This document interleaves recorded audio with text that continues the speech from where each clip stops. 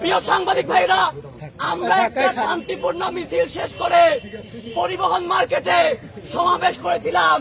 আমাদের সেই শান্তিপূর্ণ সমাবেশে শাহবাগীরা, ছাত্রগণ, ছাত্র ইউনিয়ন, রাতুলদের নেতৃত্বে হামলা করা হয়েছে। ভাইকে বাইরে রক্ত দেওয়া হয়েছে, আমাদের সবাই করা হয়েছে।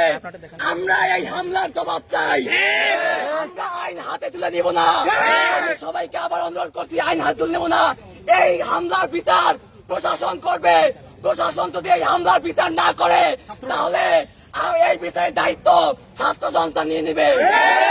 উপস্থিতি আপনারা দেখেছেন আমরা কিভাবে একটি শান্তিপূর্ণ বিক্ষোভ সমাবেশ থেকে ফিরছিলাম। সেই মুহূর্তে ফুয়াদ রাতুল সহ ছাত্র ইউনিয়ন এবং ছাত্র পক্ষে এবং ছাত্র ফ্রন্টের নেতৃত্বে আমি সহ আমার ভাইরা কিভাবে আহত হয়েছে আপনারা সবাই সাক্ষী আছেন। আমরা কাউকে আমাদের অভিযোগ জানাবো না, আমরা জানাবো আমাদের অভিভাবক, আমাদের বিশ্ববিদ্যালয় প্রশাসনকে। যদি এই হামলার আহত ভাইদের এবং আমাদের গায়ে যে আঘাত লেগেছে, আগামীকালের মধ্যে যদি এটার একটা সুষ্ঠু বিচার না হয়, তাহলে আগামীকাল থেকে রাজশাহী বিশ্ববিদ্যালয়ের সাধারণ শিক্ষার্থীরা এই বিচারের দাবিতে প্রশাসন ভবনে সবাই বিক্ষোভ আমার এই আহত ভাইদের যদি রাতের মধ্যে এবং আমাদের আহতের নাম পরিচয়